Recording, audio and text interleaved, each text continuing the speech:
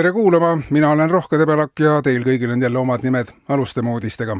Süvariigikogus oli eile tihe tööpäev ja arutati mitmeid süvariigi ees seisvaid probleeme ja väljakutseid. Süvariigi majandusolukord ei ole viimasel ajal kiita olnud ja demograafiline situatsioon samuti. Päevakorras oli ka süvariigi ning Eesti Vabariigi vaheliste diplomaatiliste suhete sõlmimine, sest mõlemad riigid on aastate jooksul teineteisele lähenenud ja areng on olnud paralleelne ja paljud probleemid sarnased. Nii mõnedki allhanke korras süvariigikogus ettevalmistatud eelnõud on läbi läinud ka Riigikogus ja vastupidi, ehkki suurem osa Riigikogu saadikutest ei ole süvariigikogu seisukohtadega olnud eelnevad kursis. Seega on loogiline, et mitte väga kauges tulevikus on erinevused süvariigi ja Eesti Vabariigi vahel kadunud ning on võimalik moodustada liitriik ja lõpetada asjatu institutsioonide ja funktsioonide dubleerimine, märgitakse süvariigikogu poolt heaks kiidetud kommunikees.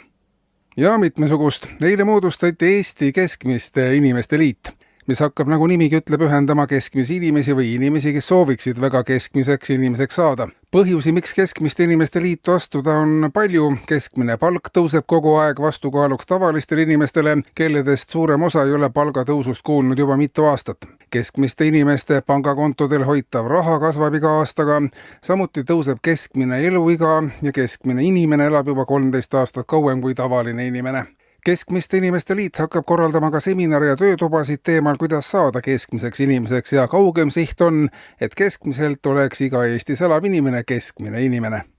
Ja majandusest. Tänasest saavad ettevõtted ja eraisikud saata majandusministeeriumile võlakirju, milledes on ära toodud, kui palju üks või teine ettevõte või eraisik ühele või teisele ettevõttele või eraisikule võlgu on. Nende võlakirjade vastu annab majandusministeerium talonge, millede eest saab asutus või ettevõtte osta kaupu või teenuseid, nii nagu ka raha eest. Uuringud näitavad, et Eestis on tekkimas peatselt ringvõlgnevus, mis tähendab, et kui ühele ettevõttele näiteks jäädakse võlgu, siis tekivad ka sellel ettevõttel omakorda võlgnevused teiste ees ja nii edasi, kuni lõpuks ring saab täis ja lõpuks on kõigile võlgu. Majandust halvava ringvõlgnevuse ärahoidmiseks ongi tarvilik võtta võlgnevused ise maksevahendina kasutusele, teatab majandusministeerium, mis reorganiseeritakse peatselt võlgnevusministeeriumiks. Võlgade kasutamine maksevahendina toob kaasa paari aasta jooksul ka olukorra, kus raha kui sellise kasutamine lõpeb üldse ja arveldamine toimub nii riigi kui üksikisiku tasandil ainult võlgnevustes.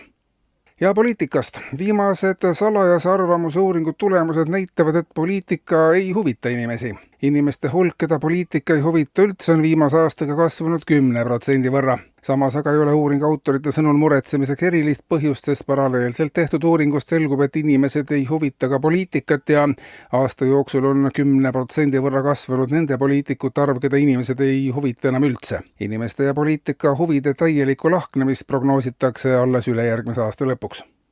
Ja lõpetuseks Tallinna ilmajaama andmetel tiheneb tänapäeval pilvisus ja kõikjal Eestis võib hakata vihma sadama. Pohjas elav 67-aastane Liina Ljutnikov ütles, et tema viis just pesu välja kuivama ja vihma ei või hakata sadama mitte mingil juhul, nii et mina nüüd ka ei tea, mis siis üldse edasi saab.